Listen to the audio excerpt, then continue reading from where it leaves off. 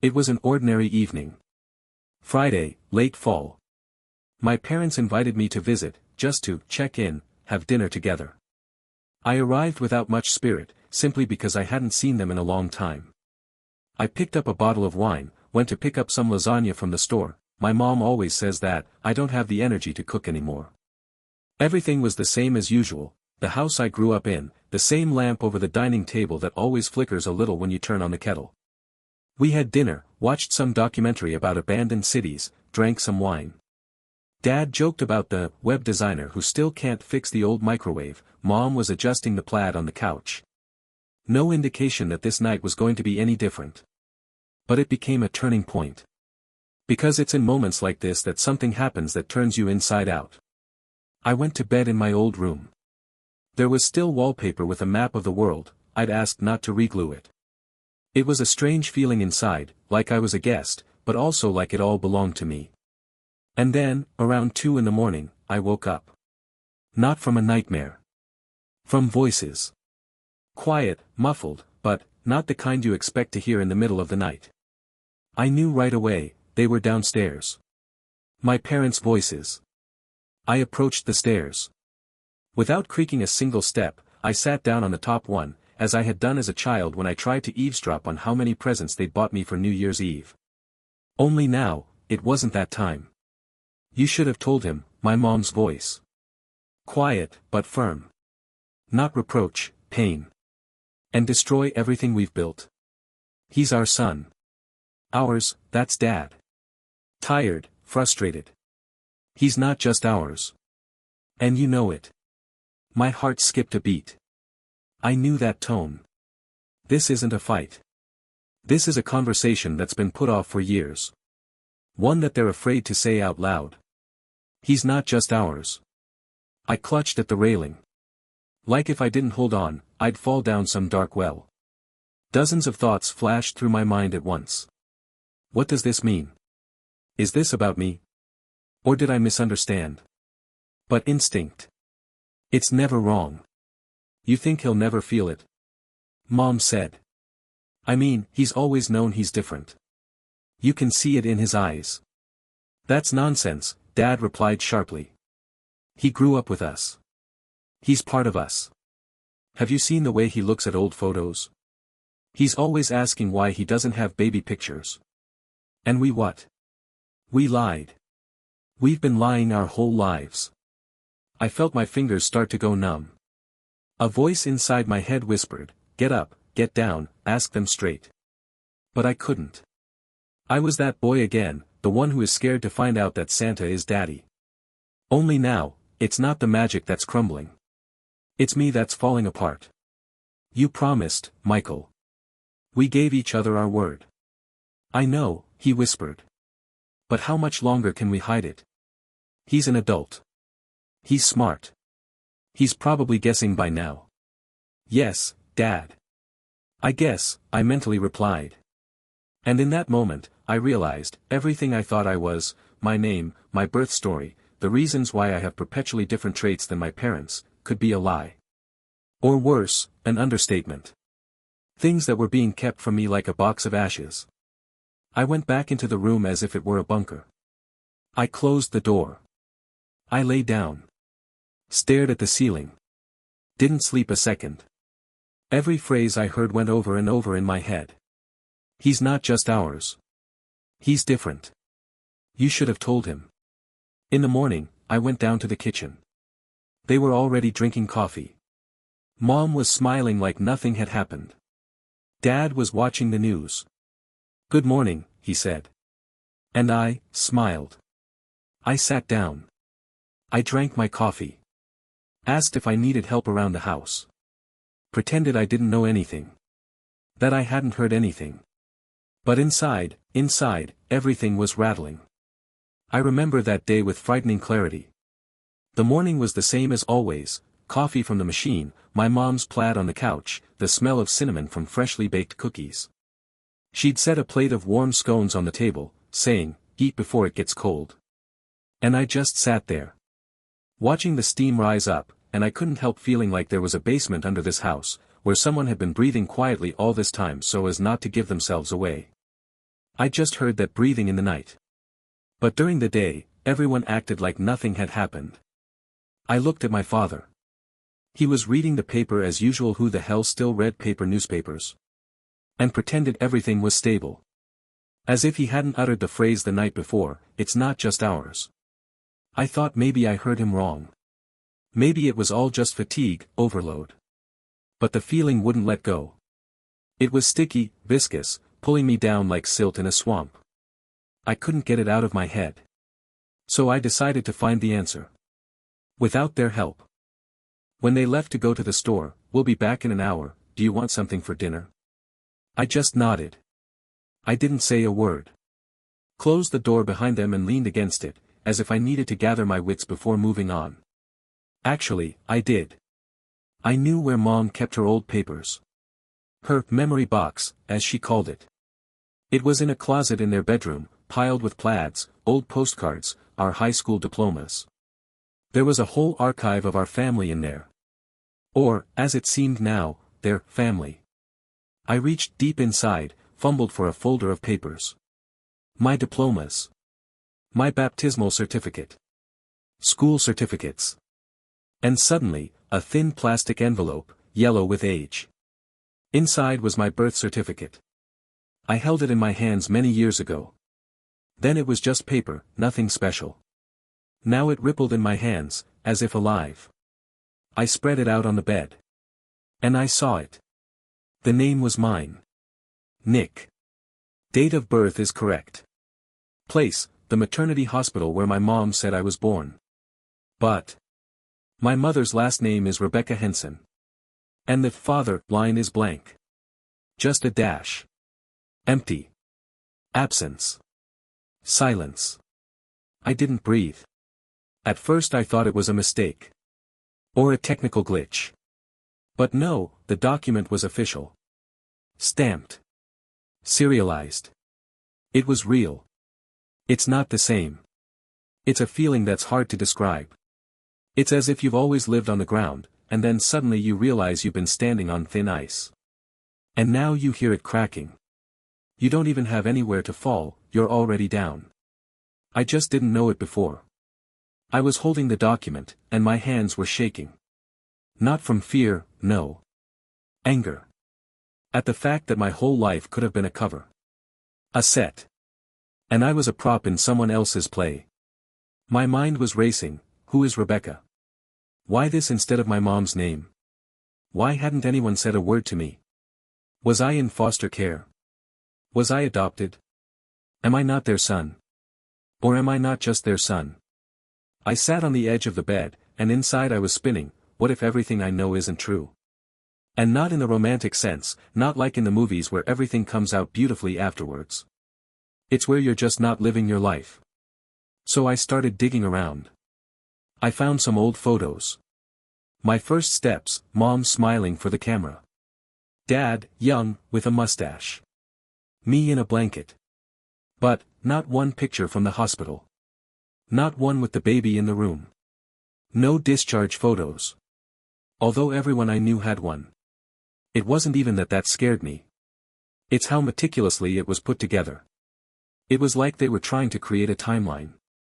Handwritten lines. Nick, 2 months, first tooth, first daycare. No adoption certificate. Not one hint. But now I knew. I just knew. I put it all back. Carefully. Like I was afraid I'd ruin the order. And then I went to the bathroom. Stared at my reflection for, 10 minutes. And I thought, what if I'm not me? How many times in my life have I felt out of place? That I was an outsider among my friends, my classmates. I thought it was introversion. Or a character trait. Or maybe my body knew before my mind. And suddenly I remembered, a conversation with Peter, my childhood friend. Many years ago. He said. You know, your mom's nothing like you. I said, not all kids look alike. But you don't look like anyone, he added. I laughed. And now. I remembered it with a different flavor. When my parents returned, I was already sitting in the kitchen. With a cup of iced tea. Nothing inside. Mom said, "Are you all right?" I nodded. For the first time, not because I was fine. It was because I didn't know how to talk when I didn't know who you were. I didn't know how to start a conversation. Which way to approach it. How to ask a question that could split my life into before and after. But I knew that if I kept silent, I would just continue living in someone else's scenario. I put the certificate on the table. Right in front of them. I sat down. They were in the kitchen, my mother washing dishes, my father leafing through the newspaper as if it were a normal day. "Can you tell me who I am?" I asked, trying to keep my voice from shaking. Carol flinched. The saucer slipped out of her hands, but she caught it. Michael set the paper aside. Slowly. Very slowly. A silence that could have been cut with a knife. They looked at each other. As if they had been waiting for this moment. Or dreaded it. "Where did you get this?" Father asked. "In the closet. Where you keep old documents." "Nick," Mom slumped down in her chair. "It's not what you think." "What am I supposed to think?" "That Rebecca Henson is a fabrication. That the blank line in place of Dad's name is a mistake." Michael exhaled. Pressed his lips together. It was as if he were struggling with something inside that he'd wanted to say for a long time, but hadn't dared. "You were born into a different family," he finally said. "Your mother, your biological mother, was a teenager. She was 17. Your father abandoned you as soon as he found out. Her parents, they didn't want a child in the house. We were neighbors. Family friends." Mom interrupted. "She asked for it. She cried. She said, 'I can't. I can't do it. But he has to be safe.' We took you in temporarily at first," the father continued. "Through the courts, foster care. Then adoption. All legal. All out of love. We didn't steal you. We were saving you." I didn't say anything. The words sounded distant. My life wasn't mine. Was everything I knew a lie? Or half-truths wrapped in care? "Why didn't you tell me?" I asked. "Ever. Even a hint." "Because you were ours," Mom answered quietly. "From day one. From the first time I saw you. Not by blood. By choice." I was shaking. But not out of anger. Emptiness. I suddenly remembered how, as a child, they wouldn't let me play in the dirt. My mom had said, "You're special, Nick. You can't get sick." I thought it was just concern. Now, it seemed like she was afraid to spoil me. Like I was a fragile artifact, alien, with cracks, and she didn't want me to fall apart. "And her? Rebecca. Where is she?" "We don't know," my father answered. "After the guardianship, she left. She wrote letters for a few years, then she stopped." "Why?" "Because we asked her to stay out of it. You were little.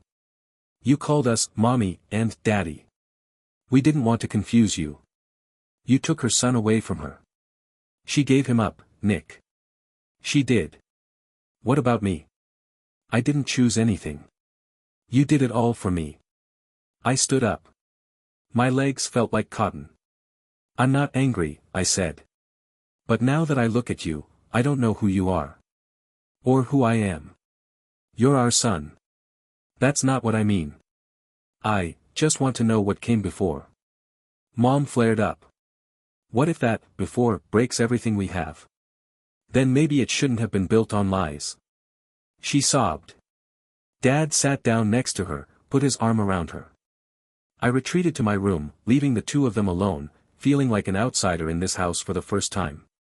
In my own house. I didn't sleep that night. My mind was spinning, voices, fragments, my father's gaze, my mother's hands, the certificate, the last name, Henson, the blank line in place of my father's name. I flipped through the albums. Photographs. I'd always thought I had my mom's eyes and my dad's chin. But now every facial feature was foreign. I remembered a girl in 6th grade saying, "You don't look like your parents. Are you adopted?" I took offense. And my mom said, "People say stupid things. Don't pay attention. Now that phrase cut me. The next day I was leaving. Mom served breakfast but didn't say a word. My father wished me a good journey, as mundane as ever. Before going out, I lingered in the hallway. Mom stood in the kitchen doorway. Her eyes were puffy. Are you going away? Yeah. I have to think about it. Are you coming back? I don't know.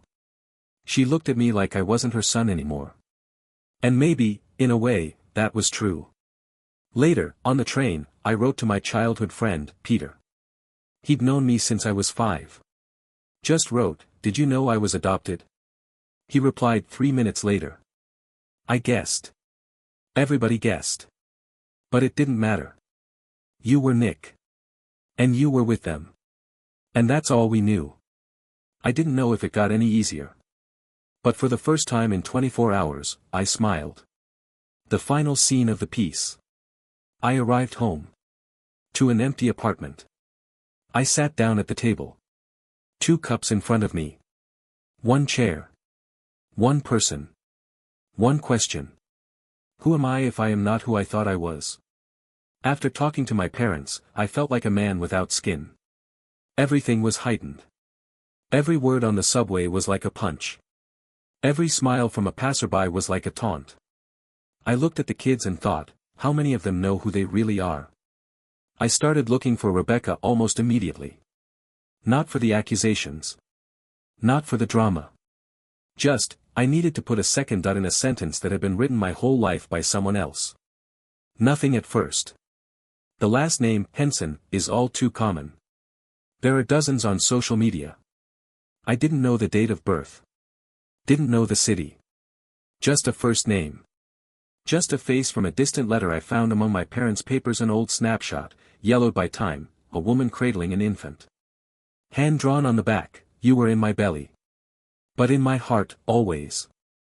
I burst into tears when I found it. Then I remembered, a friend of mine still had a temporary account in the government database. He used to work in tech support. I wrote to him. I didn't explain why. I just said, "Help me out. I need a name and a city." Henson. Rebecca. Gave birth to a son in July 2000.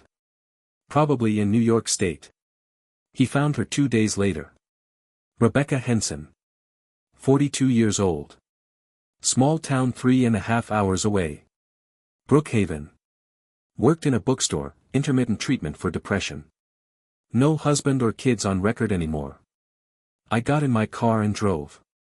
The town was tiny. A gas station, 2 cafes, a bakery. The address was an old house with a peeling door, a front garden, and a swing that clearly hadn't been sat on in a long time. I stood in front of that door for about 5 minutes. Phrases were spinning in my head. Rehearsals. I'm Nick. I want to know. I'm not accusing. Are you really my mom? But none sounded natural. I knocked. The door opened almost immediately. On the threshold, a woman. Tired. Her gray hair is bundled up. Eyes shadowed. And in that second, I knew. Recognized it. She had my cheekbones. "Hi," I said. Sorry. She looked. She froze. And then she fell to her knees on the doorstep. Like her body couldn't take it. "Did you? Nick?" She whispered. "Is that, you?" I nodded. I didn't know what to do. Pick her up. Hug. Run away. "I thought you hated me," she said. "I thought you'd never come." I helped her up. We went into the house. It smelled of books and a little bit of loneliness. A knitting chair. A cat bowl, but no cat. A kettle of brew, cold on the stove. She had brewed a new one. We were silent. Drinking. Looking at each other as if we were trying to look at our past. She began. "I was 17. Your father was older. He said he loved me. Then he disappeared. I was alone. My parents didn't want a scandal. They said it was embarrassing. They gave me the choice of leaving you or leaving home. She looked out the window. Her eyes glistened, but not from tears. From something deeper. I chose you. I gave birth. I hid in an orphanage. Then I realized I couldn't do it. No money, no education. I just wanted you to have a better life. Why did they say you disappeared? Because I disappeared. Not literally. I left on my own. I told them, if he's happy, don't tell him about me. I don't want to confuse him. But you wrote? Yes. Every birthday for the first few years. Then through a lawyer. They told me you didn't want to know. That you were happy. I didn't want to barge into your life if you didn't call. I didn't know. I never did. She closed her eyes. And cried for the first time. Silently. Cracked. I couldn't be angry. All I felt was incredible, suffocating pity. Not for her. For myself. For us. For what wasn't. We walked around her neighborhood. Slowly. Like we didn't want the day to end. She told me about her life. Who her neighbors were. How she rescued a stray cat. How she went to read books to the kids at the library. I just listened. Every word was a drop in a cup I didn't know how to hold. Are you angry? She asked. No. I just don't know what to do now. I have a family. That I love. But now I know there's you. And you're not just a shadow. You're real. She nodded. Did you have a happy childhood? I thought. Not always. But they tried. They weren't perfect. But they loved. I think, just like you. I never stopped. Never. When I left, she gave me a box. It's all I have that has anything to do with you. I opened it in the car. There were letters, photos, drawings. Even a print of my infant hand, labeled Nick. 3 months old. Squeezes my finger when I cry. I burst into tears. For the first time, for real. Without shame. Without restraint. I came home. Turned on my laptop. I created a new file. I called it, My Life Story. And in the first paragraph, I wrote. I was born twice. Once in body. The second time was when I heard the voice of someone I thought was a ghost. And I realized that the truth doesn't set you free. It brings you back to a point where you can finally say, I'm here. I'm real. I want to know everything. It's been 2 weeks since that meeting. I came back to town a different person. Not in the way they show in the movies, no magic, no rebirth, no crying in the rain. I was the same. But inside, it was like the furniture had shifted. Everything was in the same place, but it was impossible to move around the room. Every morning I woke up with a question, which one was my family now? I couldn't choose. And I shouldn't have. But my mind didn't understand, much less my heart. My parents, my adopted parents, but my real parents, were waiting. I didn't write, I didn't call. They stayed away. Only once there was a message from my mother. You will always be our son. But if you need time, we'll wait as long as you need. I read the message 10 times. It was only then that I noticed it was sent at 4 o'clock in the morning. She must have woken up. Thinking about how I cried when I was 5 because I was afraid she was going to die. And now she was afraid herself. I went to them. No boxes. No questions. Just with myself. They were sitting in the kitchen. Everything looked the same. The cracked mugs. The teapot stand I used to make when I was a kid. Father was eating a sandwich. Mother was reading the newspaper. They looked at me. Mom stood up. Hi, are you hungry? I nodded. We ate. In silence. The way only families who've been through something together do.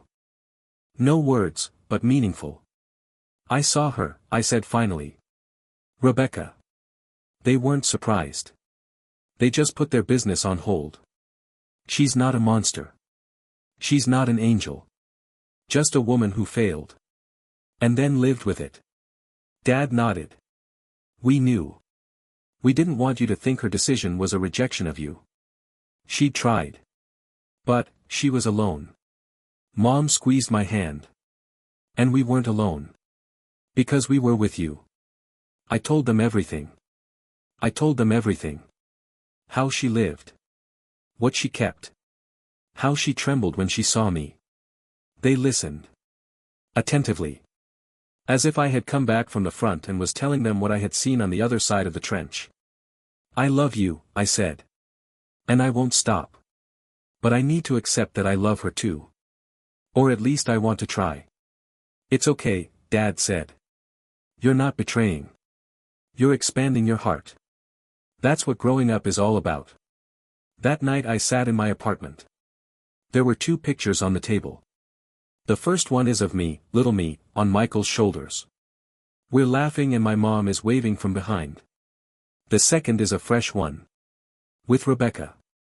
We're standing outside her house. The wind is developing her hair. I'm a little embarrassed. She's barely smiling. I realize that both of these pictures are mine. Both of these worlds are mine. I no longer felt like I had to choose. A few months passed. Rebecca came to town. We went to a bookstore. She ran her fingers over the spines as if she were searching not for a book, but for a lost life. I introduced her to some friends of mine. Peter, the one from when I was a kid, said afterward. It's like you've become more whole. It's like the puzzle's finally coming together. What if I don't want it to come together completely? I asked. Then leave one piece blank. To remember that you can always grow more. Sometimes I wonder, what if I hadn't woken up that night? If I hadn't heard that conversation? I would have moved on. Peacefully. No questions. But, with an emptiness I would never have found the words to. The final scene. I'm standing in front of the mirror. I look at my reflection. I'm not just Nick. I'm Carol and Michael's son. I'm Rebecca's son. I am myself. Of both. Of pain, love, mystery, and truth. And when someone asks me, what family are you from? I answer. I'm the kind of family that doesn't give up. Even when I don't know where to start. I didn't lose my family. I just realized how little I knew about the one I had. Now I know more. And more doesn't mean worse. More means real.